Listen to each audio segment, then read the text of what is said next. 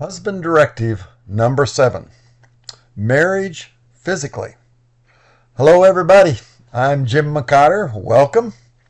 In Ephesians 5:28, 29, and 33, it says this, quote, "In the same way, husbands ought to love their wives as they love their own bodies. For a man who loves his wife actually shows love for himself. No one hates his own body, but feeds and cares for it, just as Christ cares for the church. So again I say, each man must love his wife as he loves himself," end quote. We have previously looked at how a husband can love and affect a wife's spirit and soul. Now, here's the third part of a wife that Christ shows us how to love, the physical.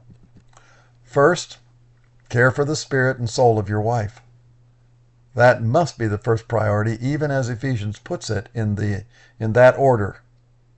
Then come and care for your wife physically. Men who care only for the physical will never experience a glorious wife, spiritually or physically. The final area of true love is to care for your wife's physical needs. 2 areas of physical needs. A wife has 2 areas of physical needs as expressed in the verse in 2 words, in the word feed and the word care. This word feed means that a husband must provide for the physical needs of life for his wife as in the external, food, clothing, lodging, and so forth. At least 2 times the New Testament specifically tells wives to, quote, work in their homes, Titus chapter 2, verse 5, and 1 Timothy 5, verse 14. And in Ephesians 5, it tells the husbands to provide for the physical needs of their wives, and not the other way around, as 1 Timothy 5:8 says. If anyone does not provide for his relatives, and especially for members of his own household, he has denied the faith and is worse than an unbeliever, end quote. And it is not wrong for a wife to be provided for adequately enough so she can dress attractively. Proverbs 31:10 and 22 says this, "A wife of noble character who could find? She's worth far more than rubies. Her own clothing is beautifully made, a purple gown of pure linen," end quote. The very last physical need that the husband must provide for his wife is seen in the word care. This word comes from the Greek word to warm, which relates to affection. It includes everything from holding hands to sex. Note that this is not caring for your physical desires, but rather caring for your wife's desire of affection, whether little or much. 1 Corinthians chapter 7, verse 3 and 4 say, "The husband should fulfill his wife's sexual needs. The husband gives authority over his body to his wife," end quote. Simply put, this means that if the wife wants to have sex, the husband should please his wife with his body. It also means that if the wife does not want to have sex, the husband also should please his wife by not pushing her to have sex. In both cases, this is how the husband, quote, gives authority over his body to his wife, end quote. There also are reciprocal verses for wives on this subject, but our topic here is now on a husband, how he should love his wife. Maybe you should memorize the words that Solomon said to his wife and then whisper them to your wife. Song of Solomon, chapter 4. "You are beautiful, my darling, beautiful beyond words. Your eyes are like doves, your smile is flawless, your lips are like scarlet ribbon, your mouth is inviting, your cheeks are like rosy pomegranates.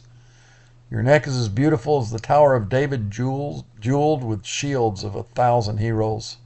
Your breasts are like 2 fawns, twin fawns of a gazelle, grazing among the lilies. You're altogether beautiful, my darling, beautiful in every way. You have captured my heart, my treasure, my bride. You hold it hostage with one glance of your eyes. Your love delights me, my treasure, my bride. Your love is better than wine. Your lips are as sweet as nectar, my bride.